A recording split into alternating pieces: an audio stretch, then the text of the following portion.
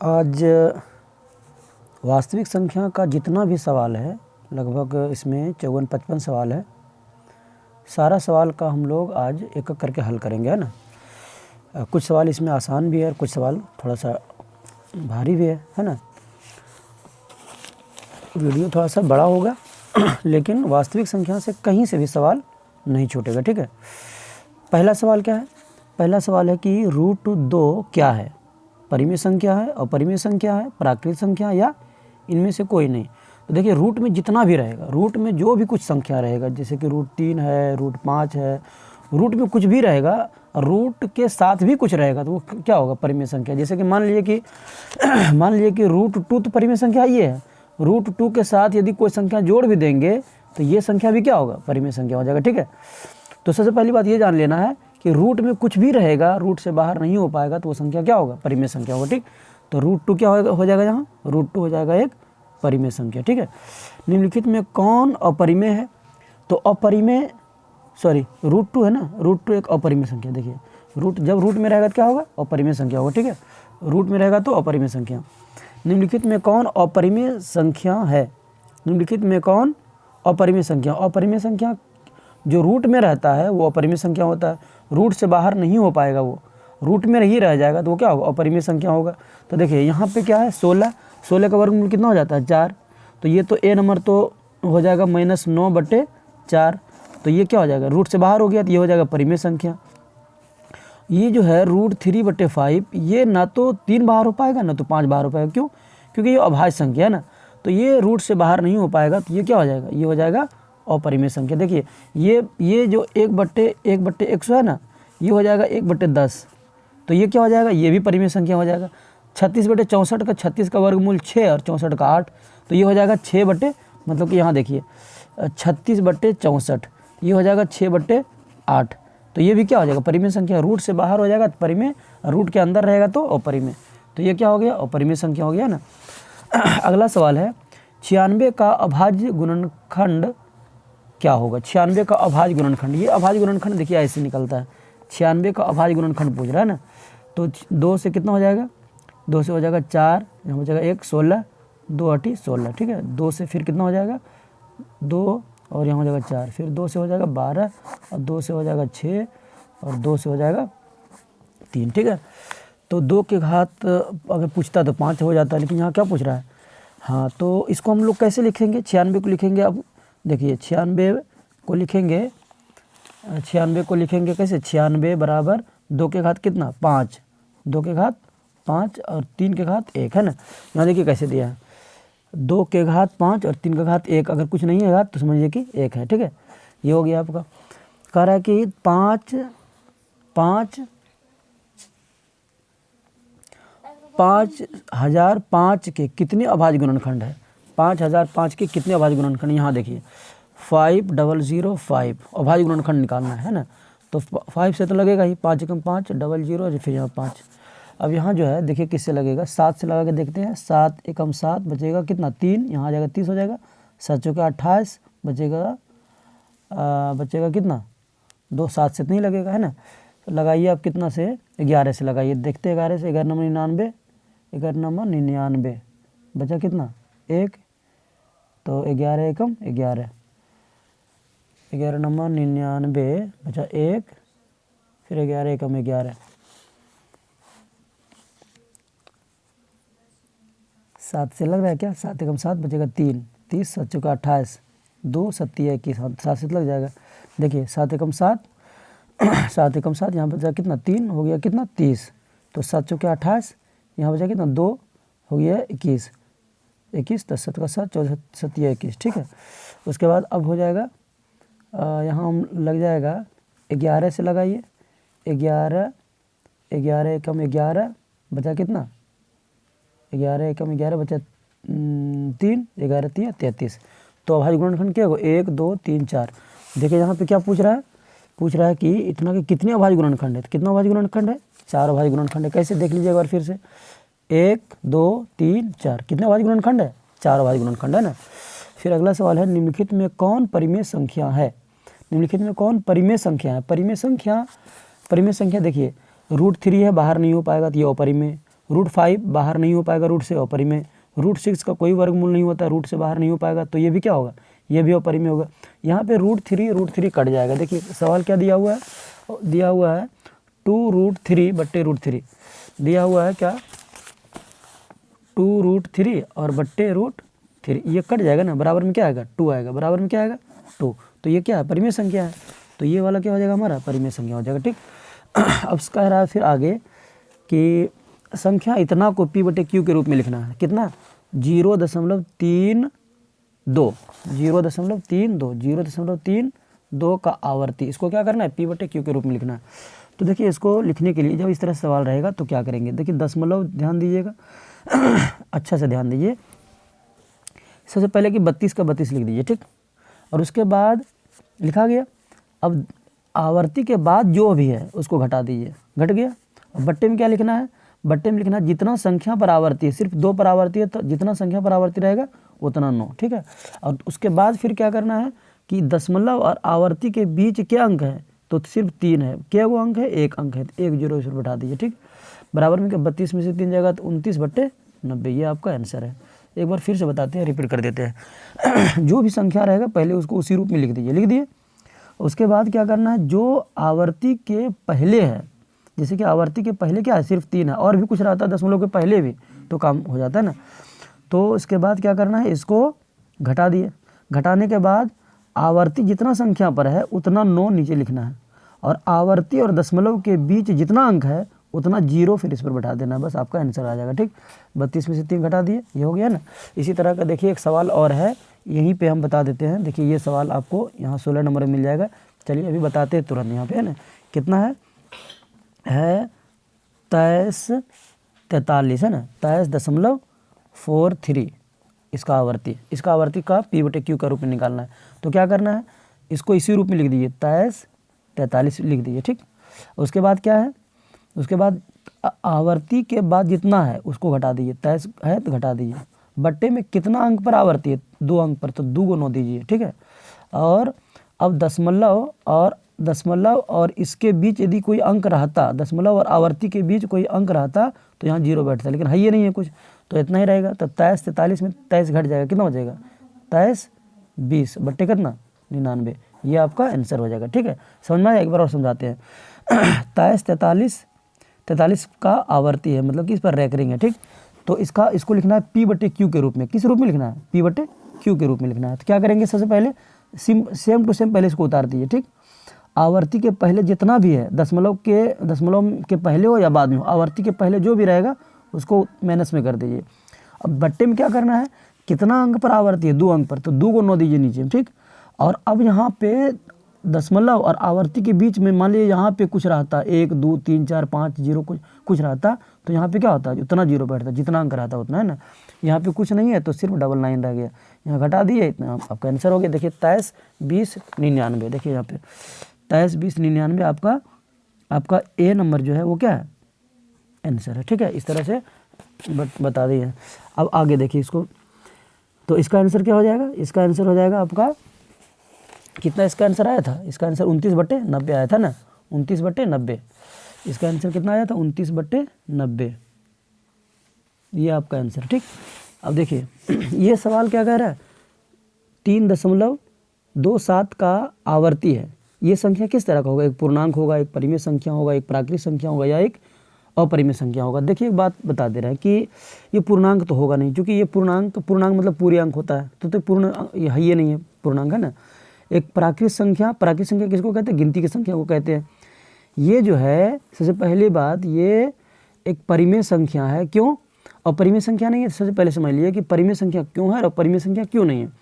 और परिमेय संख्या किसको कहते हैं, जब दशमलव के बाद अनावर्ती होता है, दशमलव के बाद जो दशमलव प्रसार होता है जब अनावर्ती होता है तब अपरिमेय होता है, और अपरिमेय सिर्फ रूट में जो रहता है ना वही अपरिमेय आता है ना। और यहाँ पे जब रिपीटिंग होगा, जब आवर्ती होगा मतलब 27 इसको दशमलव प्रसार करेंगे ना। देखिए सबसे पहले इसका मतलब समझ लीजिए कि 3 दशमलव है, कितना है 3.27, ठीक है। तो इसका बार बार इसको अगर हम लोग लिखेंगे प्रसार करके तो 3.272727 ... ठीक है। जब रिपीट होने लगेगा तो समझ लिए कि वो परिमेय संख्या है। वो क्या है? वो परिमेय संख्या है। मतलब कि जब आवर्ती है तो ये क्या है? ये दर्शाता है कि ये क्या है? परिमेय संख्या है। ये क्या है? परिमेय संख्या। ये परिमेय संख्या है, ठीक। ये जो आवर्ती है, जो रेकरिंग है, यही दर्शाता है कि ये परिमेय संख्या है। तो ये देखिए, जब भी रेकरिंग वाला रहेगा पूछेगा कि कैसी संख्या आती है, क्या हो जाएगा? परिमेय संख्या हो जाएगा, ठीक है। अब कह रहा है निम्नलिखित में किसका दशमलव प्रसार शांत है? दशमलव प्रसार शांत, एक सवाल तो पूछेगा ही है। शांत कब होगा? शांत होने के लिए एक फॉर्मूला होता है p/2 के पावर n गुना 5 के पावर m के रूप में जब आएगा तभी शांत होगा ना। तो मतलब कि ऊपर में ये पूर्णांक है, ऊपर में कोई भी अंक पूर्णांक हो सकता है, और 2 के पावर कुछ आएगा और 5 के पावर कुछ आएगा, तभी क्या होगा? तभी ये संख्या शांत होगा, नहीं तो अशांत होगा। जहाँ n मतलब कि m और n क्या है? 0 हो सकता है, 1 हो सकता है, 2 हो सकता है, 3 हो सकता है, डॉट डॉट डॉट, तभी ये क्या होगा? तभी ये शांत होगा, नहीं तो शांत नहीं होगा। अब देखिए हम लोग एक करके चेक कर लेते हैं। कह रहा है कि शांत निम्नलिखित में किसका दशमलव प्रसार शांत है? तो 7/40, 7/40 को पहले चेक करते हैं। 7/40 7/40 को चेक कर लेते हैं। 7/40 है ना। तो 40 का सबसे पहली बात यहाँ ये कि हम लोग देखिए ऑप्शन में क्या क्या है। ऑप्शन में है 7/40, यहाँ 7/40, 5/21, 23/196 और 31/121। लेकिन हमको पहचानना है कि शांत कौन है इसमें।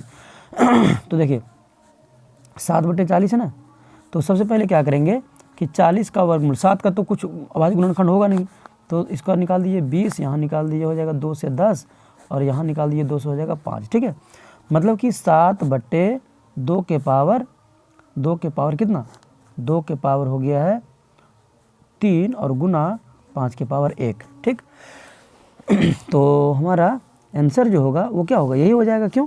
क्योंकि ये देखिए ये हो गया हमारा p और ये हो गया 2 के पावर n गुना 5 के पावर m। m के मतलब कितना? यहाँ m की जगह पर 1 है, तो किस रूप में ये आ गया? ये आ गया किस रूप में आ गया? p/2 के पावर, किस रूप में ये आ गया? p/2 के पावर n गुना 5 के पावर m के रूप में आ गया, है ना। तो इसलिए ये क्या हो जाएगा? ये हो जाएगा आपका शांत। कौन? ये शांत हो गया आपका, ठीक। अब अगला सवाल क्या है? निम्नलिखित में किसका दशमलव प्रसार अशांत है? अब यहाँ फिर से छांटना है हमको कि अशांत किसका है। तो अशांत किसका होगा? जो p/2 के पावर n गुना 5 के पावर m के रूप में नहीं आएगा वो अशांत हो जाएगा। तो चेक कर लेते हैं कि कौन नहीं आ रहा है ना। चेक कर लेते हैं कि कौन नहीं आ रहा है। तो देखिए क्या है? 5/8, 5/8, तो 5/8 है, तो 8 का गुणनखंड क्या हो जाएगा? 8 का गुणनखंड निकालेंगे, अभाज्य गुणनखंड, तो 2 से कितना हो जाएगा? फिर यहाँ 2 आ जाएगा। मतलब कि 5/2 के पावर 3, 2 के पावर आ जाएगा 3, और 5 के पावर अपने मन से लिख देंगे 0, है ना। क्योंकि 5 के पावर 0 पर वैल्यू कितना होता है? 1। x के पावर 0 का वैल्यू कितना होता है? 1। तो 5 के पावर 0 रहेगा तो 1 होगा। 1 को इसमें गुना भी कर देंगे तो कोई दिक्कत नहीं है। तो ये जो है ये इस रूप में आ गया। किस रूप में? p/2 के पावर n गुना 5 के पावर m के रूप में आ गया। तो ये क्या हो गया? ये हो गया है शांत। क्या हो गया? ये शांत हो गया, ठीक। लेकिन हमको छांटना क्या है? अशांत छांटना है। तो देखिए अब दिमाग लगाते हैं कि यहाँ पे 6/15, 6 कितना है? 6/15। देखते हैं ये क्या होता है। 6/15 क्या है? 6/15 क्या लिखेंगे? सबसे पहले इसको काट देते हैं। 3 का से 3 दूना 6 और 3 × 15 बराबर हम 2/5 है, ठीक। लेकिन इसको हम लिख सकते हैं 2/2 के पावर 0 गुना 5 के पावर 1। ये भी क्या है? ये भी शांत है ना। ऐसा नहीं सोचिए कि यहाँ 3/5 15 आ जाएगा, 3 आ जाएगा तो कोई दिक्कत नहीं। 3 तो पहले इसमें कट जाएगा ना। तो ये भी क्या हो गया? शांत हो गया। अगला ऑप्शन क्या है? अगला ऑप्शन है 19/512, ठीक है। हमको वहाँ तो छांटना है कि भाई क्या होगा। चलिए देखते हैं 19/512 शांत है कि अशांत है। देखिए जांचने के लिए क्या करेंगे? 19/512, 19 तो अभाज्य संख्या है, 512 का गुणनखंड निकाल दीजिए। 512 का गुणनखंड 2 से 2 दूना 4, यहाँ आया 1, 2 पंचे 10 और 2 चौके 12, ठीक। 2 से 1, 2 चौके 8, 2 8 16, ठीक है। और फिर से 2 से लगाएंगे तो यहाँ आ जाएगा 7, यहाँ आ जाएगा 4, फिर लगाएंगे 2 से तो आ जाएगा 2 3 6, 2 7 14। तो 2 एकम 2, यहाँ 1, 2 पचे 10, 2 छक 12, 2 एकम 2, 2 दूना 4, 2 एकम 2, 2 दूना 4, देखिए यहाँ गलत कर दिए ना, 2 दूना 4, 2 अठी 16, ठीक। यहाँ से आएगा 2 छक 12, 2 छक 12 और यहाँ आएगा 64, ये हो गया। फिर 2 से 2 तिया 6, 2 दूना 4, फिर 2 से कितना आएगा, 2 से आएगा 2 16 और फिर 2 से आएगा 8 और फिर 2 से आएगा 4 और फिर 2 से कितना आएगा 2, 1 2 3 4 5 6 7 8 9। तो यहाँ हो जाएगा 19/2 के पावर 9 और 5 के पावर अपने मन से 0, मतलब ये भी क्या है, ये भी शांत है, ठीक है। अब अगला सवाल क्या है, अगला ऑप्शन है 31/, जब ये शांत शांत शांत आइएगा तो यही ना अशांत होगा, ये निश्चित रूप से इस रूप में नहीं आएगा ना।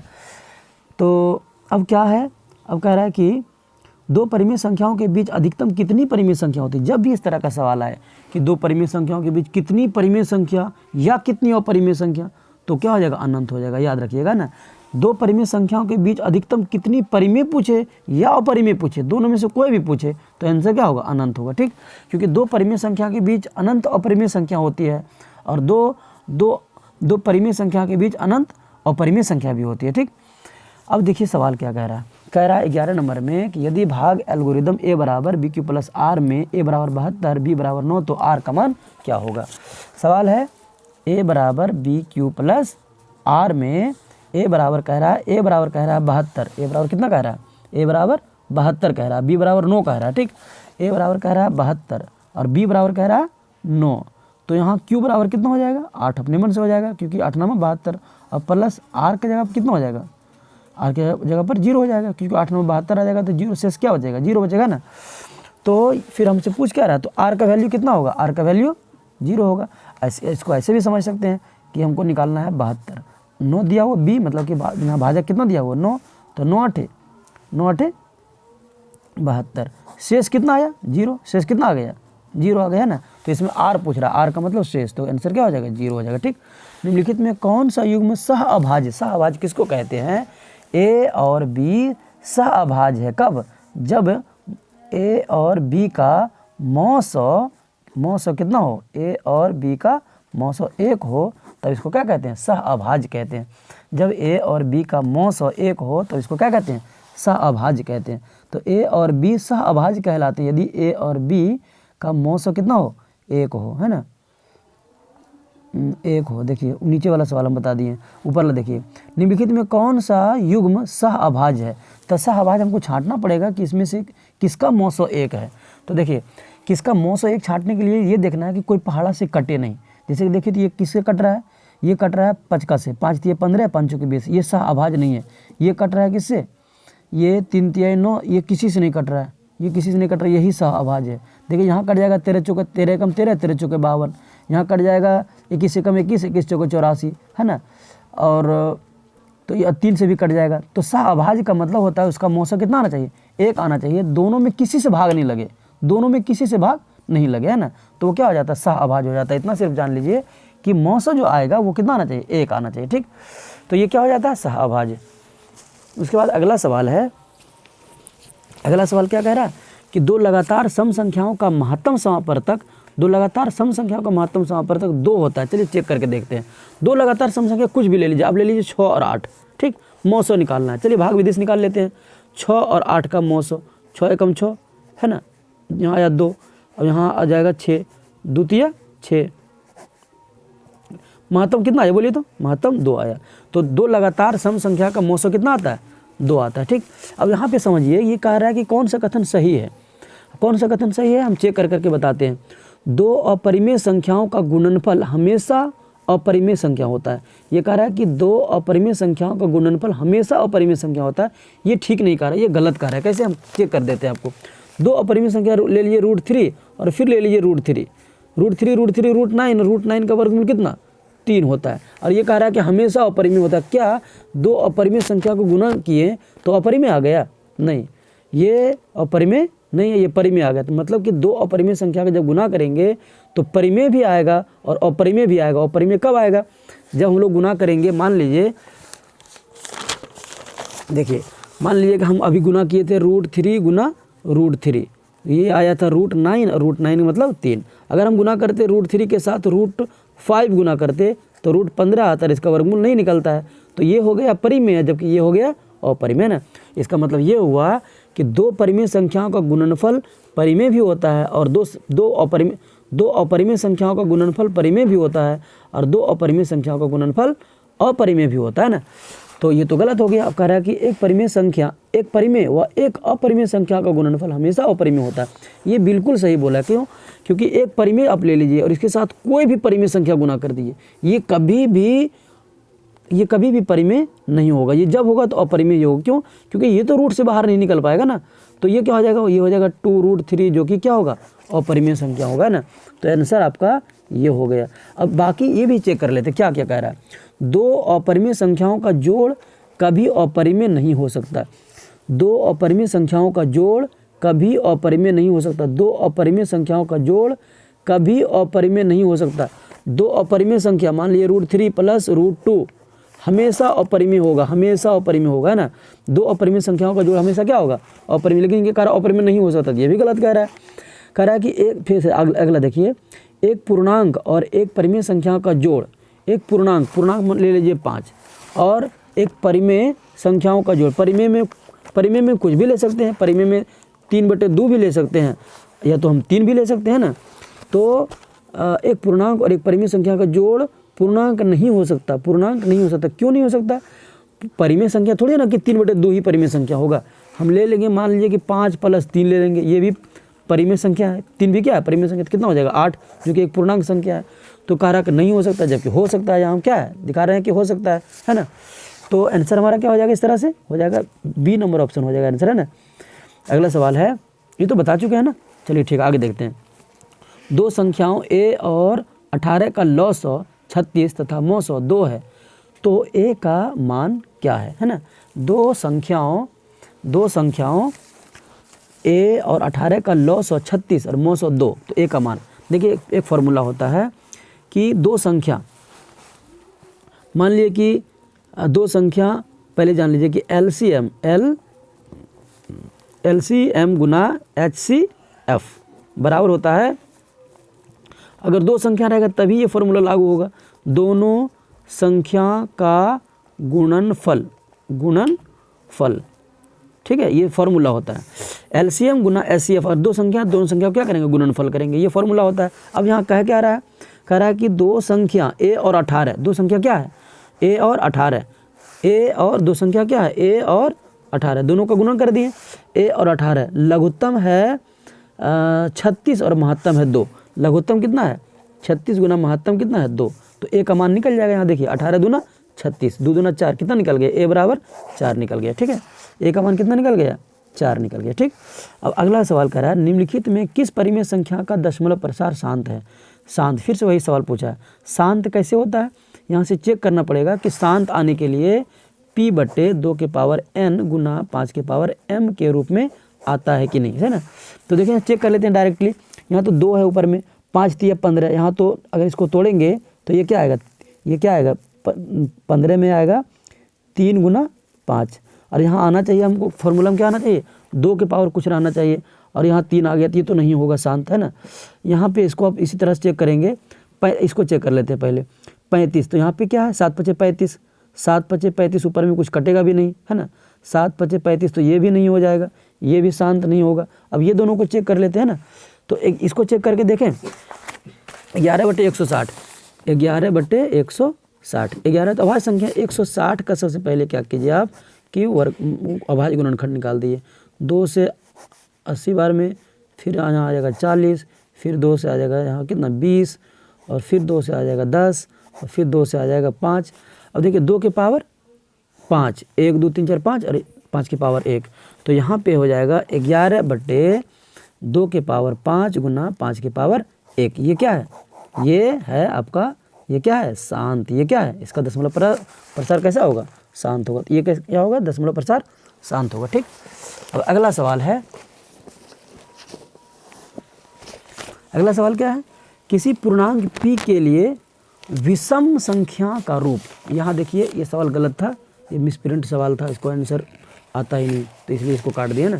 देखिए किसी पूर्णांक p के लिए विषम संख्या का रूप है। विषम संख्या पहले कह रहा है कि p क्या है, पूर्णांक है। ठीक, यहाँ ध्यान दीजिएगा, p क्या है, पूर्णांक है।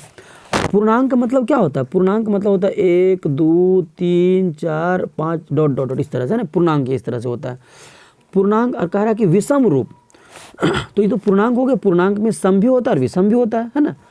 अब एक बात जान लीजिए कि अगर किसी भी पूर्णांक को सम में गुना कर दीजिए, जैसे कि 2 एक सम संख्या है, तो सम में किसी भी पूर्णांक को गुना कर दीजिए तो वो क्या हो जाएगा, सम हो जाएगा। ठीक, अगर p कोई भी चीज़ ले लेंगे, जैसे मान लीजिए यहाँ 3 ही ले लेंगे, 3 दूना 6 हो जाएगा। तो इस तरह से अगर p इसमें गुना कर देंगे, p का मान पूर्णांक है, कुछ भी रहेगा तो ये क्या होगा, सम संख्या होगा। ये क्या होगा, सम संख्या होगा। और सम संख्या में अगर विषम संख्या जोड़ दीजिए तब ये क्या होगा, तब पूरा मिला के ये विषम संख्या हो जाएगा। ठीक, तो देखिए यहाँ पे कह रहा है कि विषम, तो ये तो सम है, ये भी पूर्णांक है, ये तो पता नहीं चलेगा कि सम है कि विषम है। विषम होने के लिए सबसे पहले कि यहाँ जब 2p की है ना, 2p की है तो ये कन्फर्म हो गया कि ये सम संख्या हो गया। और जब सम संख्या में सम संख्या कोई भी सम संख्या, जैसे मान लीजिएगा अब 2 में 1 जोड़िएगा 3 हो जाएगा, सम विषम हो जाएगा। अब मान लीजिए इसका मतलब मान लीजिए कि 4 में 1 जोड़ेंगे 5 हो जाएगा, तो जो कि विषम है। मान लीजिए कि इसका 6 में 1 जोड़ेंगे 7 हो जाएगा, जो कि विषम है। तो आंसर आपका क्या हो जाएगा, आंसर आपका ये वाला हो जाएगा। ये हाँ देखिए इस तरह का आंसर ऑप्शन में है, लेकिन ये आंसर नहीं है। क्यों, क्योंकि पूर्णांक का मतलब, पूर्णांक जब p बोला पूर्णांक तो 3 भी हो सकता है, और 3 में जब 1 जोड़ेंगे तो 4 हो जाएगा, जो कि नहीं होगा ना। तो आंसर क्या हो जाएगा आपका, ये वाला हो जाएगा। ठीक, अब अगला सवाल क्या है, सबसे छोटी अभाज्य संख्या। सबसे छोटी अभाज्य संख्या, पहले ये जान लीजिए कि सबसे छोटी अभाज्य संख्या जो होता है, सबसे छोटी अभाज्य संख्या 2 होता है ना। सबसे सम संख्या भी, सबसे छोटी सम संख्या भी है, सबसे छोटी अभाज्य संख्या भी है। सबसे छोटी अभाज्य संख्या और सबसे छोटी भाज्य संख्या, सबसे छोटी संख्या होता है भाज्य। ठीक, सॉरी, सबसे छोटी सम संख्या क्या बोला, सबसे छोटी अभाज्य संख्या 2 है और सबसे छोटी भाज्य संख्या 4 है। ठीक, सबसे छोटी अभाज्य संख्या, सबसे छोटी अभाज्य संख्या और सबसे छोटी भाज्य संख्या का गुणनफल, दोनों को गुना कर दीजिए, 4 दूना 8 आपका आंसर है। तो याद रखिए कि सबसे छोटी भाज्य संख्या, सबसे छोटी अभाज्य संख्या 2 और सबसे छोटी भाज्य संख्या 4, दोनों का गुणनफल कितना होगा, 8 होगा। ठीक, तो आंसर आपका क्या हो जाएगा ये। अब फिर कह रहा है कि यदि n एक प्राकृत संख्या है तब, प्राकृत संख्या किसको, पहले ये जान लीजिए, n एक प्राकृत संख्या, प्राकृत संख्या का मतलब होता है 1 2 3 4 5 डॉट डॉट डॉट अनगिनत तक, है ना। ये हो गया n। अब कह रहा है कि यदि एक प्राकृत संख्या है तो n का वर्गमूल जो है वो क्या होगा, n का वर्गमूल। देखिए यहाँ तो ये सब है, n का वर्गमूल मान लीजिए कि एक बार वर्गमूल निकालेंगे 1 का तो 1, निकालेंगे वर्गमूल 2 का तो इसको निकलेगा ही नहीं, निकालेंगे √3 का तो ये निकलेगा ही नहीं, निकालेंगे √4 का तो निकलेगा 2। अब कह रहा है कि निकालेंगे, इस तरह से बढ़ते जाएंगे। तो यहाँ गौर करने वाली बात है कि जब n प्राकृत संख्या है तो इसका जब वर्गमूल निकालेंगे ना, n का वर्गमूल निकालेंगे, मतलब कि बारी बारी से इसे मान रखेंगे, इसे बारी बारी से मान रखेंगे तो क्या आएगा। देखिए यहाँ सवाल में क्या कह रहा है कि n एक प्राकृत संख्या है तब n का वर्गमूल क्या होगा, हमेशा प्राकृत संख्या होगा, हमेशा प्राकृत संख्या होगा, हमेशा परिमेय संख्या होगा, हमेशा अपरिमेय। तो क्या होगा, कभी प्राकृत तो कभी परिमेय, कभी प्राकृत संख्या तो कभी अपरिमेय संख्या। देखिए यहाँ कभी प्राकृत संख्या तो कभी अपरिमेय संख्या, कभी प्राकृत संख्या तो कभी अपरिमेय संख्या। तो आंसर क्या हो जाएगा, आंसर आपका हो जाएगा, आंसर आपका हो जाएगा ये वाला, कभी प्राकृत कभी अपरिमेय। ठीक है, अब फिर से अगला सवाल कह रहा है 2 तथा 2.5 के बीच अपरिमेय संख्या। तो 11 का मान जो है ना 9 का ही 3 हो जाता है, तो 11 का तो 3 से ज़्यादा होगा, है ना। 22 का तो इससे भी ज़्यादा होगा, और 12 का 4 कितना हो जाएगा, 3 3 9, 3 से भी ज़्यादा होगा, चूँकि वर्गमूल 9 रहता है तब 3 होता है, तो 9 से ज़्यादा है तो 3 से भी ज़्यादा इसका मान होगा ना। तो 2 और 2.20 का मान जो है वो किसका होगा, √5 का होगा। क्यों, क्योंकि देखिए √4 का मान होता है 2। ठीक, √4 का मान 2 होता है, √5 है, √5 है 2 से ज़्यादा होगा, कितना होगा, 2 से 2 कुछ होगा ना। और 3 तो होगा नहीं, क्योंकि 3 किसका होता है, √9 रहता है तब, तो इसलिए क्या हो जाएगा, √5 का मान 2 से ज़्यादा। ऐसे भी √5 का मान जो होता है ना वो होता है कितना, 2.732 होता है ना, नहीं 2.732 होता है कितना,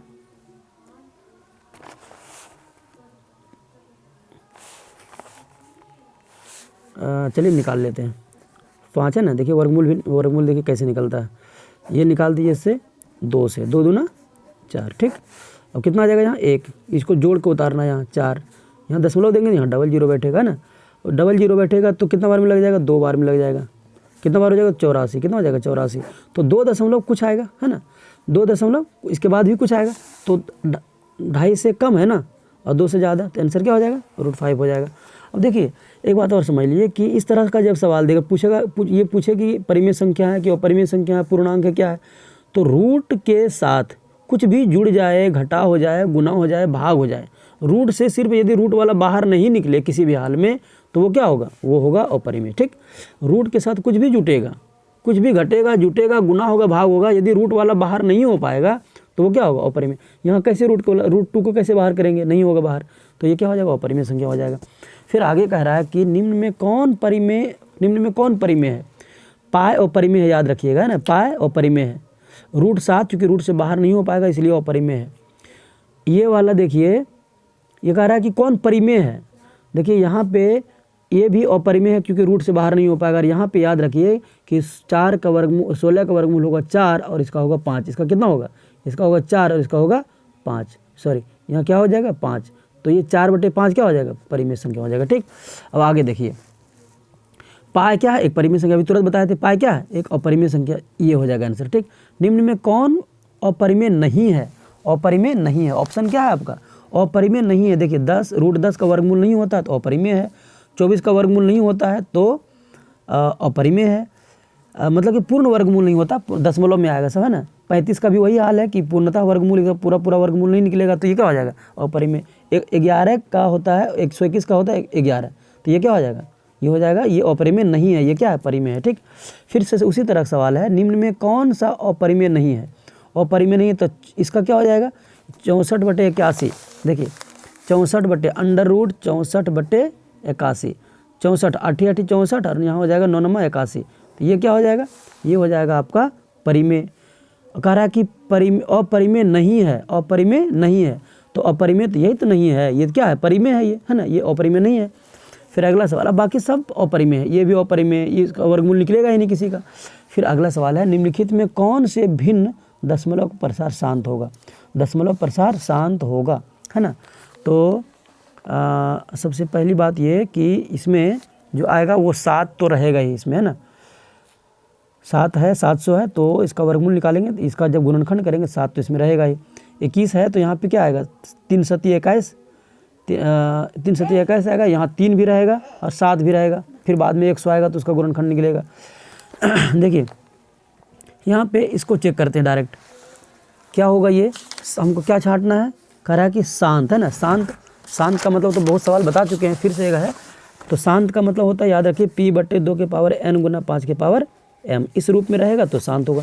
यहाँ पे ये तो गुणनखंड निकाला हुआ, ऊपर वाला निकाल लेते हैं 343 का, 343 निकालेंगे तो 4 3 7 3 10, 7 से लगेगा, ये 3 से तो लगेगा नहीं, 7 चौके 28, 7 चौके 28 बचा कितना, 6 7 9 63, 7 से 7 49, मतलब कि 7 के पावर 3। अब देखिए 7 के पावर 3 आया, मतलब कि यहाँ है 343/2 के पावर 3 गुना 5 के पावर 3 गुना 7 के पावर 3, ठीक।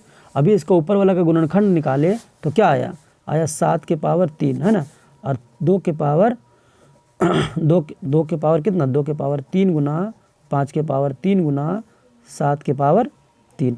अब ये 7 के पावर 3 7 के पावर 3 कटेगा ना, तो बचेगा 1/2 के पावर 3 गुना 5 के पावर 3। अब बताइए ये क्या है, शांत क्या अशांत, ये शांत हो गया, ये क्या हो गया, शांत हो गया, क्यों, क्योंकि ये इस रूप में आ गया है ना।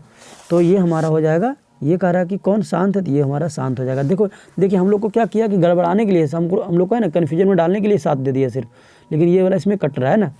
फिर कह रहा है कि इसका दशमलव, इसका p/q का रूप क्या होगा, अभी तो बताया तो तुरंत, कितना है 0.29, ठीक। इसका रेकरिंग है, तो सबसे पहले क्या करना है, इसको लिख दीजिए, और उसके बाद जितना अंक रहता इधर तो घटा देते, कुछ है ये नहीं तो घटाएंगे क्या, यहाँ रहता इधर दशमलव, रेकरिंग के बाद कुछ रहता तो घटाते, इसमें नहीं है कुछ। अब दशमलव जितना अंक पर आवर्ती है, रेकरिंग है, उतना 9 नीचे दे दीजिए। अब इसके बाद ये आवर्ती और दशमलव के बीच में कोई अंक रहता तो यहाँ 0 डालते, कुछ है ये नहीं है, तो आंसर आपका यही हो जाएगा। ठीक है, फिर से देख लीजिए इसको हम दूसरा, ये तो आंसर हो गया, यहाँ पे एक बार समझ लीजिए आंसर हो जाएगा आपको 29/9। अगर मान लीजिए कि यही सवाल रहता 0.2 और 29 का रेकरिंग रहता, ठीक, तब कैसे निकालते, तब इसको लिखते 229 पहले लिख देते। अब दशमलव रेकरिंग के बाद जो रहता है उसको क्या करते, घटा देते। अब बट्टे में कितना अंक पर रेकरिंग है, 2 अंक पर, दशमलव और रेकरिंग के बीच के अंक है, 1 अंक, कौन 1 अंक है, तो 1 0 यहाँ बैठा दीजिए, तो क्या हो जाता है 229 में से 2 जाएगा 27 और बट्टे 990, कट के जो आंसर में आता है सो आता है ना। तो ये हमको ये पूछा है, तो इसका आंसर क्या हो जाएगा 29/99। ठीक है, अब अगला सवाल है, निम्न में कौन अभाज्य संख्या, अभाज्य तो 29 है ना, ये तो को पहचानने की चीज़ है, जिसको अभाज्य का मतलब होता है जो कि 1 से भाग लगे और खुद उसी से भाग लगे और बाकी किसी से नहीं लगे।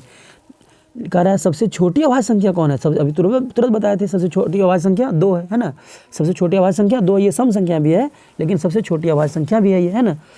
फिर कह रहा है निम्नलिखित में कौन सबसे छोटी संयुक्त मतलब होता है यौगिक, जो कि 4 है ना, संयुक्त मतलब कि 4 है, 3 अभाज्य संख्या 2 भी अभाज्य संख्या, तो सबसे छोटी संयुक्त संख्या कौन है, 4 है। ठीक, फिर कह रहा है अगला सवाल, 2 परिमेय संख्याओं का मौसौ और लौसौ बराबर है। कह रहा है कि लघुत्तम और महत्तम बराबर है। याद रखिए कि जब भी लघुत्तम और महत्तम बराबर होता है तो वो संख्या दोनों एक ही होती है। जैसे कि मान लीजिए कि संख्या हम लेंगे 10 और 10, 2 संख्या है, तो इसका लघुत्तम और महत्तम दोनों निकाल के देख लीजिए, दोनों क्या होगा, बराबर होगा, है ना। जैसे कि अगर मान लीजिए कि 10 और 10 का महत्तम निकालेंगे, 10 और 10 का महत्तम निकालेंगे, एक बार में लगेगा ना, तो महत्तम कितना आया, 10 आया। और 10 और 10 का लघुत्तम निकालेंगे, 10 और 10 का लघुत्तम निकालेंगे, 2 से 5 बार में, और 5 से 1 और 1, 5 दूना 10 कि तो लघुत्तम भी कितना आ गया, लघुत्तम भी 10 आ गया और महत्तम भी 10 आ गया। कब होता है ऐसा, जब दोनों संख्याएं समान रहती है ना। 2 संख्याओं का मौसौ और लौसौ बराबर हों तो संख्याएं अवश्य होंगी, क्या होंगी, दोनों संख्याएं समान होंगी। ठीक, परिमेय संख्या इतना का दशमलव प्रसार, भाई यहाँ तो कुछ कटने वाला है, कटने वाला, लेकिन कोई बात नहीं है, 2 के पावर 3 कटेगा, लेकिन फिर भी ये क्या होगा, फिर भी ये शांत होगा। क्यों, देखिए यहाँ कह रहा है कि 2 के पावर 3 बट्टे 2 के पावर 3 गुना 5 के पावर 3। ठीक, ये नहीं 5 के पावर 2 है, 5 के पावर 2। अगर मान लीजिए ये कट गया, ठीक, कट गया मान लीजिए, तो यहाँ पे 1 आएगा, तो इसको हम लिख सकते हैं 1 बट्टे 5 के पावर तो 2 है ना, तो 2 के पावर 0 लिख सकते हैं गुना 5 के पावर 2 लिख सकते हैं। अभी भी ये शांत के रूप में है ना, तो ये क्या हो जाएगा, ये हो जाएगा शांत, है ना, तो ये क्या हो जाएगा, शांत हो जाएगा। अगला सवाल क्या है, निम्नलिखित परिमेय संख्याओं में किसका दशमलव प्रसार अशांत आवर्ती होता है। अशांत आवर्ती हमको छांटना है ना, तो ये तो शांत है, डायरेक्ट दिख रहा है कि यहाँ अभाज्य संख्या है ऊपर में, नीचे अभाज्य संख्या कटेगा नहीं था, इस 2 और 5 दोनों है, तो ये तो शांत है। हमको छांटना क्या है, अशांत छांटना है ना, तो अशांत 40 है, तो 40 ये तो 17 अभाज्य है, चलिए छांट लेते हैं। 17 और 40 देख लेते हैं कि शांत है क्या अशांत है ना।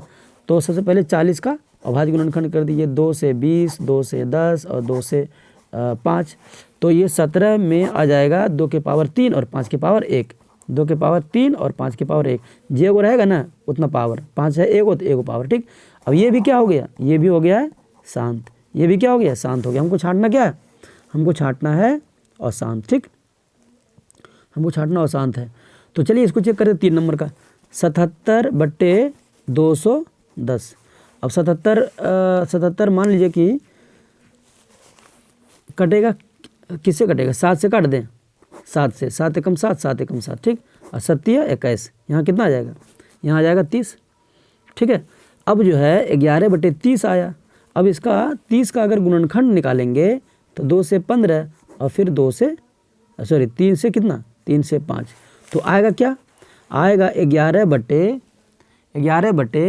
2 के पावर 1, 3 के भी पावर, ये वाला 3 के भी पावर 1 और 5 के पावर 1। बोलिए ये शांत क्या अशांत, क्योंकि यहाँ 3 आ गया, ये कट भी नहीं रहा है, इसको तो रहना नहीं चाहिए शांत रहे, अगर शांत रहता तो ये 3 नहीं रहता यहाँ, है ना। तो ये क्या हो गया, ये हो गया अशांत हो गया, ये क्या हो गया, अशांत हो गया ना, क्योंकि जब भी शांत आएगा तो उसका रूप जो होगा p बट्टे 2 के पावर n गुना 5 के पावर m के रूप में ही होगा, मतलब कि नीचे में 2 और 5 के अलावा कुछ नहीं होगा, यहाँ पे 3 आ गया, तो ये क्या होगा, ये हो जाएगा अशांत। ठीक, तो ये वाला क्या है भाई, ये है आपका अशांत, कौन है, ये वाला आपका अशांत हो गया। ठीक, कह रहा है कि सबसे छोटी भाज्य संख्या और सबसे छोटी अभाज्य संख्या का मौसो कितना होगा। सबसे छोटी भाज्य और सबसे छोटी अभाज्य। सबसे छोटी भाज्य संख्या बताइए क्या होता है। सबसे छोटी भाज्य संख्या होता है, भाज्य मतलब यौगिक है ना। सबसे छोटी भाज्य संख्या होता है 4 और सबसे छोटी अभाज्य संख्या होता है 2। अब इसका मौसो निकालना है ना। 4 और 2 का मौसो, 2 दूना 4, ये कितना आ गया मौसो 2, कितना आ गया 2। तो 4 और 2 का कितना आ गया 2 हो गया। ठीक, अगला सवाल है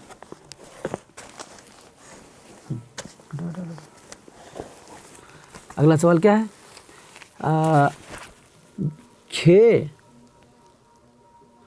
6, 8 और 22 का लस और मौसो का अनुपात।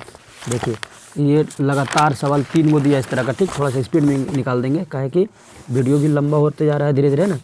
देखिए 6, 8 और 22 का लस और मौसो का अनुपात। सबसे पहले कि लस और मौसो निकालिए, तो स्पीड में कैसे निकालेंगे इसको। 6 का पहले कर देते हैं 2 6 और 8 का हो जाएगा 2 से 4 और फिर 2 से 2 और 22 का यदि गुणनखंड निकालेंगे अभाज्य गुणनखंड तो हो जाएगा 2 और 11। ठीक, तो यहाँ लिखेंगे 6, यहाँ लिखेंगे 8 और यहाँ लिखेंगे 22। बराबर में क्या क्या हो जाएगा, ये हो जाएगा 2 के पावर 1। तो यहाँ सब लिख दीजिए 2 के पावर 1। इसमें 2 के पावर कितना है 3 और गुना इसमें 2 के पावर कितना है 1। ठीक है, अब यहाँ पे 3 है, 3 के पावर 1 है। इसमें 3 नहीं है तो 3 के पावर 0 दे दीजिए और इसमें 3 नहीं है 3 के पावर 0 दे दीजिए। 11 तो सिर्फ इसमें है तो यहाँ 11 के पावर 1, इसमें नहीं है तो यहाँ 11 के पावर 0 और यहाँ भी 11 के पावर 0। अब लॉसो जो है हो जाएगा छोटा घात लीजिए। छोटा घात क्या है, प्रत्येक में छोटा घात लेना है ना। तो 2 का छोटा घात लॉस है ना, तो बड़ा घात होगा, बड़ा घात है ना। तो यहाँ बड़ा घात, चलिए को काट दीजिए देते हैं। लॉ सौ में होता है क्या, बड़ा घात। क्या होता है, बड़ा घात होता है। तो बड़ा घात कितना हो जाएगा 2 के पावर कितना प्रत्येक में। देखिए इसमें बड़ा घात कितना है, 2 के पावर 3। इसमें बड़ा घात कितना है 3 के पावर 1। इसमें बड़ा घात कितना है 11 के पावर 1। तो 8 गुना 3 गुना 11, तो 8 3 24, कुल मिला के हो जाएगा 8 3 24, 24 एकम 24 और 24 एकम 24 और 2 26, 264। ठीक, अब मौसो क्या हो जाएगा, मौसो हो जाएगा छोटा घात। तो छोटा घात इसमें कितना है, 2 के छोटा घात कितना है, 2 का छोटा घात 1 गुना 3 का छोटा घात कितना है 0 गुना 11 का घात छोटा कितना है 0। तो हो जाएगा 2 गुना 3 के पावर 0 बराबर 1, 11 के 0 बराबर 1, तो हो गया 2। अब कह रहा है अनुपात निकालने है ना, अनुपात निकालने का रहा है। तो अनुपात कह रहा है पहले लॉसो और फिर मौसो। कह रहा है लॉसो अनुपात मौसो। ठीक है, लॉसो कितना है 264 अनुपात मौसो कितना है 2। काटिए इसको, कितना बार में कटेगा 1 3 2 अनुपात 1, 132 अनुपात 1, ये आपका आंसर है। ठीक है, तो इस तरह से आपको कोई भी पूछेगा तो थोड़ा सा स्पीड में बनाना है। इसका एक और ट्रिक है लॉसो मौसो निकालने का, है ना, हम अगला वीडियो में बता देंगे इस तरह से शॉर्ट में करके। 2 संख्याओं का गुणनफल इतना है, मतलब कि 86 70 है, उनका HCF 17 है, तो उनका लघुत्तम ज्ञात कीजिए, लॉसो ज्ञात कीजिए। देखिए तो 2 संख्याओं का गुणनफल LCM गुना HCF बराबर दोनों संख्याओं का गुणनफल। क्या होता है सूत्र, फॉर्मूला, दोनों संख्याओं का गुणनफल होता है, ये फॉर्मूला होता है ना। अब कह रहा है यहाँ पे देखिए 2 संख्याओं का गुणनफल कितना दिया हुआ है, 86 70 और HCF कितना दिया हुआ है, HCF दिया हुआ है 17। तो कह रहा है उनका LCM निकालने का रहा है।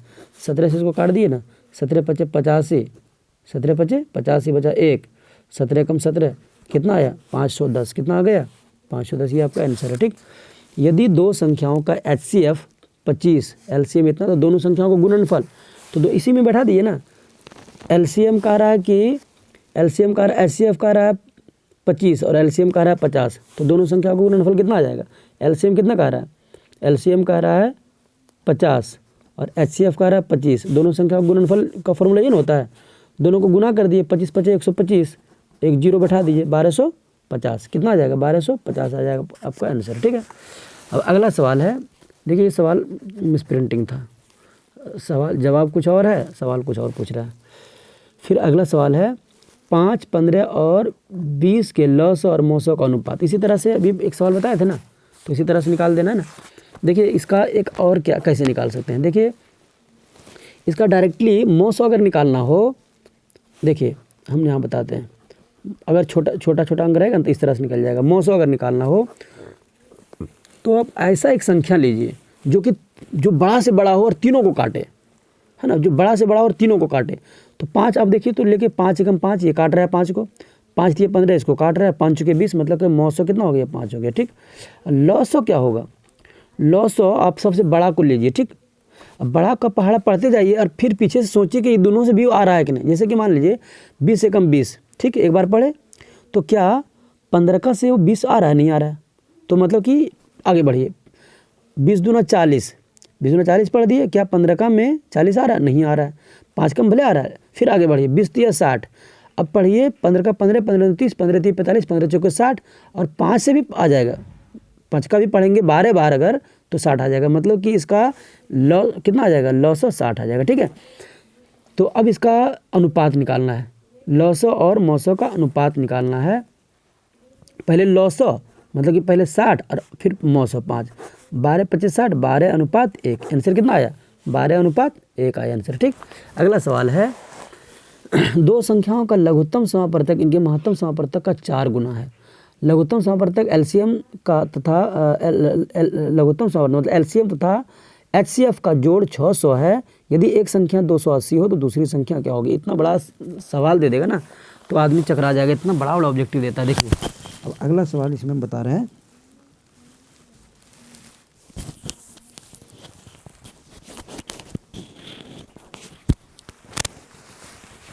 अगला सवाल क्या है?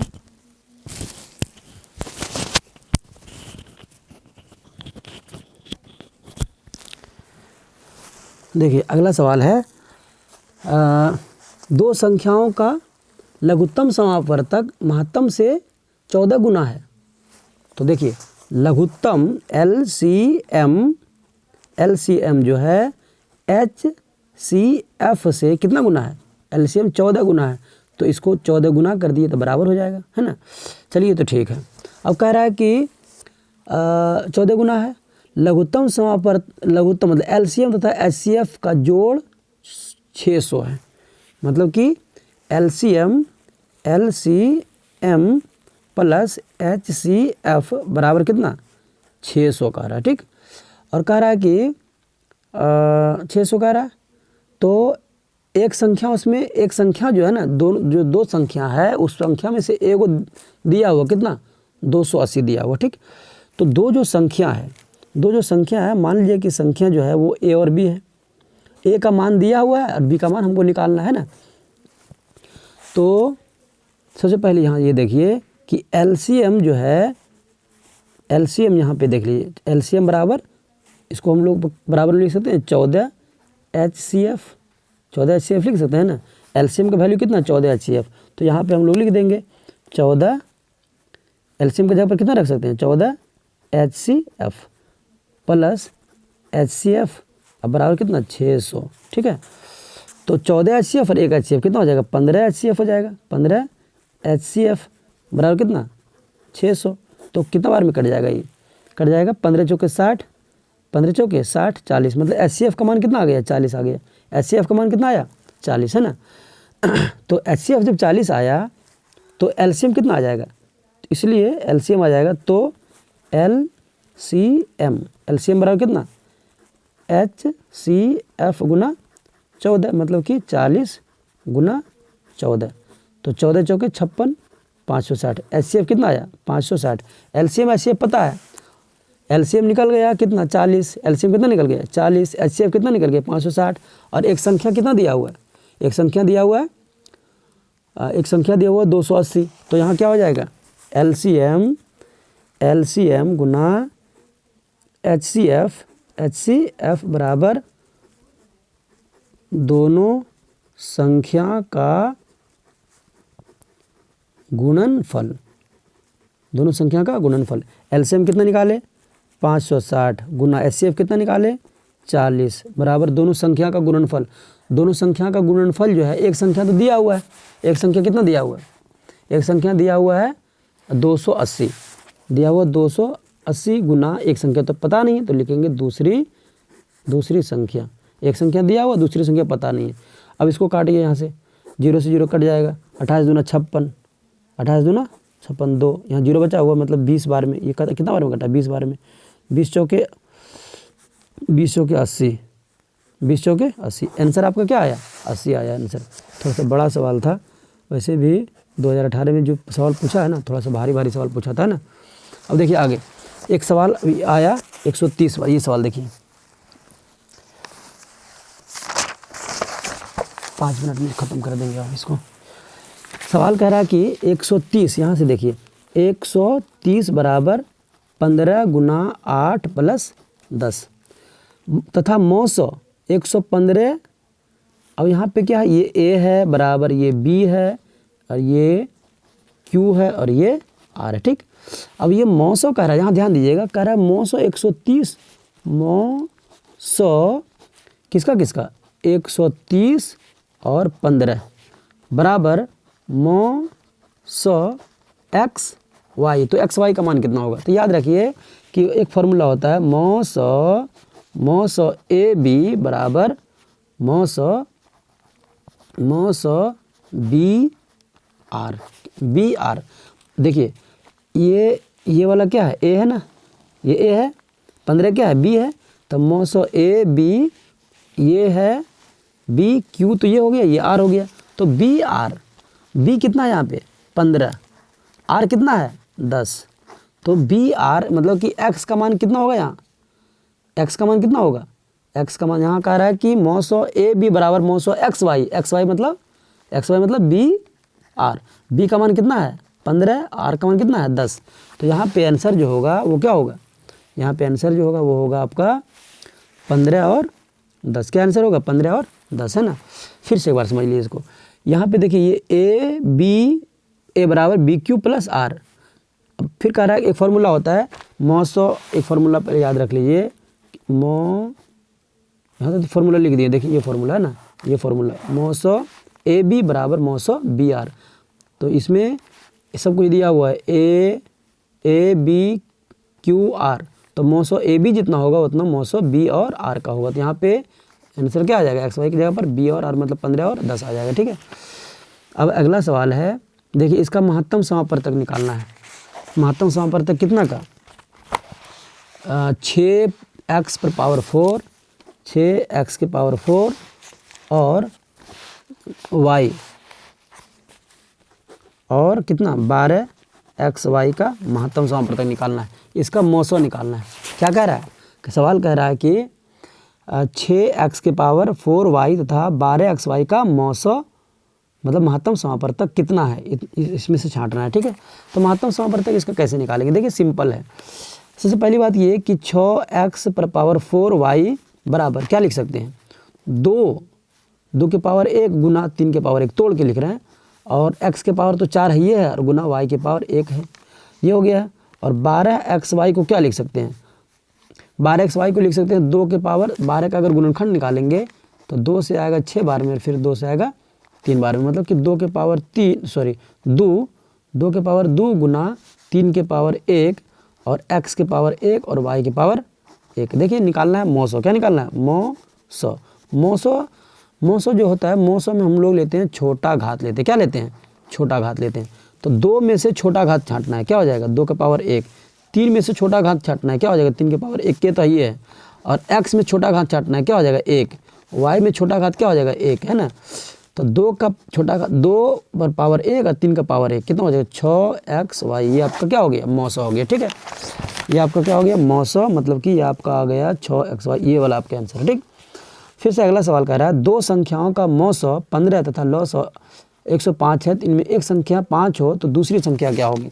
लॉ 100, वही सवाल फिर से दिया है, लॉ 100 गुना म 100 गुना दोनों संख्याओं का गुणनफल, दोनों संख्या का गुणनफल,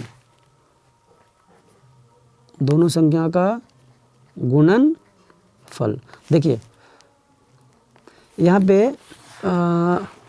पे कह रहा है कि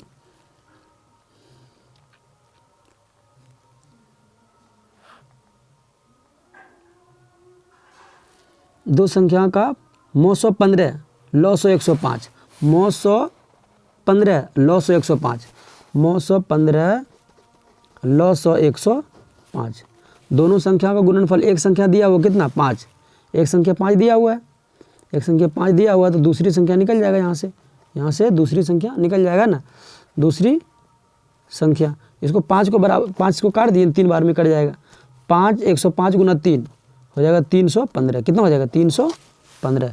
तो आंसर आपका क्या हो जाएगा? आंसर आपका हो जाएगा 315, ठीक है। अगला सवाल है, यदि 65 तथा 117 का मो 100 56 m माइनस 117 के रूप में हो तो m का मान कितना होगा, है ना। इसका मो 100, पहले सबसे पहली बात तो हल्का सवाल है, कोई भारी चीज़ नहीं है। 65 और 117 का मो 100, पहले हम सिंपल विधि से निकाल देते हैं। 117 एक बार में लगेगा, कितना आ जाएगा? कितना आ जाएगा? 65। घटाइए इसको, 17 में 7 में से 5 जाएगा 2, यहाँ बचा कितना? 11 में से 6 जाएगा तो 5, ठीक है। अब यहाँ पे आ जाएगा कितना? 65, तो 52 एक बार में लगेगा, कितना हो जाएगा? 52। यहाँ पे कितना आ जाएगा? 3, यहाँ पे 1 आ जाएगा, है ना। और यहाँ पे आ जाएगा कितना? 52, तो 13 चौके 52, यहाँ कितना आया? कट गया। मौसो कितना आया? मौसो आया 13, ठीक। अब कह रहा है कि मौसो इतना जो है इस रूप में है, मतलब कि मौसो मतलब 13, मौसो इसका आया 13, लेकिन दिया हुआ कितना? दिया हुआ है 65 m माइनस 117, मतलब कि 13 बराबर इतना हो जाएगा। तो क्या हो जाएगा? तो हो जाएगा 117 को इधर कर दिए, 13 प्लस में आ जाएगा 100, प्लस में आ जाएगा 117, अब बराबर हो जाएगा 65 m। दोनों को जोड़ेंगे तो हो जाएगा कितना? 130, कितना हो जाएगा? 130 बराबर 65 m, या 130 बट्टे 65 बराबर क्या हो जाएगा? m। 65 दूना 130, m का मान कितना आ गया? बोलिए, m का मान 2 आ गया, ठीक है। m का मान कितना आया? 2। अब अगला सवाल कह रहा है 2, 10, 20 के लॉस और मौसम अनुपात, है ना। तो फिर से इसी तरह से देखिए कि क्या करना है। सबसे पहले कि 48 का फिर से बताते हैं, अगर छोटा पूछेगा तो इस तरह से हम लोग आराम से कर सकते हैं। मौसो कैसे क्या होता है, पहले देखिए। मौसो क्या होगा? मौसो होगा कि सबसे बड़ा अंक छांटिए जो कि सभी तीनों में आ जाए। तो जैसे कि मान लीजिए 2, सबसे इसमें तो 2 ही है, 2 दुक्का पहाड़ा पढ़ेंगे 2 भी आ जाएगा, दुक्का पढ़ेंगे तो 10 भी आएगा, 2 × 5 = 10 और 2 × 20, मतलब कि मौसो कितना आ जाएगा? 2 आ जाएगा, ठीक। अब लॉसो क्या करना है कि सबसे बड़ा अंक जो है उसको लेना है और देखना है कि कितना बार उसको पढ़ें जो कि जो ये छोटा छोटा है उसमें भी पहाड़ा में आ जाए। जैसे कि मान लीजिए पढ़ेंगे 20 का 20 एक बार पढ़े, तो 10 का में देखेंगे कि 10 में 20 आता है कि नहीं, तो 10 से कम 10 और 2 10 20, तो इसका मतलब ये हुआ कि लॉसो जिसका जो है लॉसो वो कितना आ गया? लॉसो 20 आ गया, ठीक।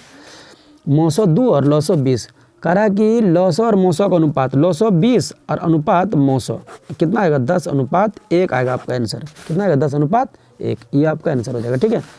अब यहाँ पे सवाल देखिए, 64 के वर्गमूल को 64 के घनमूल से भाग देने पर क्या मान होगा? तो 64 के वर्गमूल को 64 के वर्गमूल को 64 के घनमूल से भाग देंगे, ठीक। 64 के वर्गमूल को 64 के घनमूल से भाग देंगे। 64 का वर्गमूल होता है 8 और 64 का घनमूल होता है 4 × 4 = 16, 4 × 64 मतलब कि 4, ठीक। भाग देंगे, कितना आएगा? 2 आएगा आंसर। कितना आएगा? 2 आएगा। देखिए घनमूल का मतलब क्या होता है एक बार और समझ लीजिए। 64 का वर्गमूल तो जानते हैं, घनमूल का मतलब होता है इसका अभाज्य गुणनखंड कर दिए और 3 करके जोड़ा लगा के बाहर निकालिए। अगर मान लीजिए कि इसका अभाज्य गुणनखंड करते हैं, है ना, तो 2 × 2 × 2 × 2 × 2 × 2, 2 × 4, 4 × 8, 8 × 16, 16 × 16, 32, 32 × 64, 3 करके जोड़ा निकालिए तो दू इसका मतलब दो बाहर आएगा और गुना दो बाहर आएगा तो कितना होगा 4 होगा, ठीक है। तो इसका आंसर कितना आया, इसका आंसर आया आपका 64 के वर्गमूल को 64 के घनमूल से भाग देंगे तो कितना बचेगा 2 बचेगा, ठीक। संख्या रेखा पर प्रत्येक बिंदु प्रदर्शित करता है। संख्या रेखा पर परिमेय संख्या भी और अपरिमेय संख्या दोनों प्रदर्शित होता है। तो जब दोनों संख्या प्रदर्शित मतलब संख्या परिमेय संख्या और अपरिमेय संख्या दोनों मिला के क्या कहते हैं, वास्तविक संख्या कहते हैं, ठीक है। तो संख्या रेखा पर वास्तविक संख्या प्रदर्शित होता है, मतलब कि परिमेय भी और अपरिमेय भी। सवाल कर रहा है कि वृत्ताकार पथ पर 3 धावक एक ही साथ दौड़ना प्रारंभ करते हैं तो तीनों एक चक्कर लगाने में इन्हें क्रमशः 3 घंटे 4 घंटे तथा 8 घंटे का समय लगता है। तीनों को प्रस्थान बिंदु पर पुनः मिलने में मिलने में लगा समय होगा। तो 3 घंटा, यहाँ पे देखिए 3 घंटा 4 घंटा और 8 घंटा। जब इस तरह का सवाल पूछे कि एक देखिए ये गोल हो गया, एक बिंदु यहाँ दौड़ना शुरू किया, एक यहाँ दौड़ना शुरू किया और एक यहाँ दौड़ना शुरू किया, तीनों ऐसे दौड़ रहा है। एक जो है सो एक चक्कर लगाता है 3 घंटा में, एक चक्कर लगाता है 4 घंटा में, एक चक्कर लगाता है 8 घंटा में। तीनों एक बिंदु पर कब मिलेगा ये पूछ रहा है, तीनों एक ही जगह कब मिलेगा, कितना कितना कह रहा है 3 4 और 8 है ना, 3 4 और 8। जब भी इस तरह का सवाल पूछेगा तीनों का क्या करना है, लघुत्तम निकाल देना, ठीक है। तो कितना से लग जाएगा 2 से, 3 2 दूना 4 2 चौके 8, फिर 2 से लगा दीजिए 3 2 एकम 2 2 दूना 4। अब गुना कर दिए फटाक से, 2 दूना 4 4 दूना 4 4 3 12 दूना 24। आंसर क्या आएगा आपका 24 आएगा आंसर, क्या आएगा आंसर 24। जब भी इस तरह का सवाल पूछेगा सिर्फ लघुत्तम कर देना, ठीक है। तो आंसर क्या आएगा 24 आएगा। अब यहाँ पे एक फॉर्मूला होता है, डायरेक्ट फॉर्मूला होता है, भाज्य बराबर भाजक गुना भाजक, क्या होता है भाज्य बराबर भाजक, भाजक गुना भागफल प्लस शेषफल। भाजक कहाँ है भाई, यहाँ पे है। अब इतना का अभाज्य गुणनखंड करेंगे और 5 का घातांक निकालेंगे। चलिए निकालते हैं फटाक से, कितना कह रहा है 625 का अभाज्य गुणनखंड कीजिए, 5 से लगाइएगा 125 आएगा, फिर 5 से लगाइएगा 5 से लगाइएगा तो 25 आएगा ना, और फिर 5 से लगाइएगा तो 5 आएगा। 5 का घातांक कितना हो जाएगा 4, 1 2 3 4 है ना, कितना हो जाएगा 4। ये आपका आंसर हो जाएगा। निम्नलिखित में कौन अभाज्य संख्या, अभाज्य संख्या 23 है जो कि 1 से कटे और खुद से कटे, किसी से नहीं कटे है ना। अब देखिए तो आंसर इसका क्या हो जाएगा 23। 2 अपरिमेय संख्या 2 + √3 तथा 2 - √3 का गुणनफल। चलिए गुना करके देख लेते हैं। 2 + √3 2 + √3 और 2 - √3 का गुणनफल, 2 + √3 और 2 - √3 का गुणनफल। देखिए फॉर्मूला ना होता है a + b × a - b, a² - b², a² मतलब 4 माइनस इसका क्या हो जाएगा, स्क्वायर करेंगे तो √9 का मतलब 3, घट के कितना आ जाएगा 1। परिमेय संख्या की अपरिमेय संख्या, ये क्या है परिमेय संख्या है।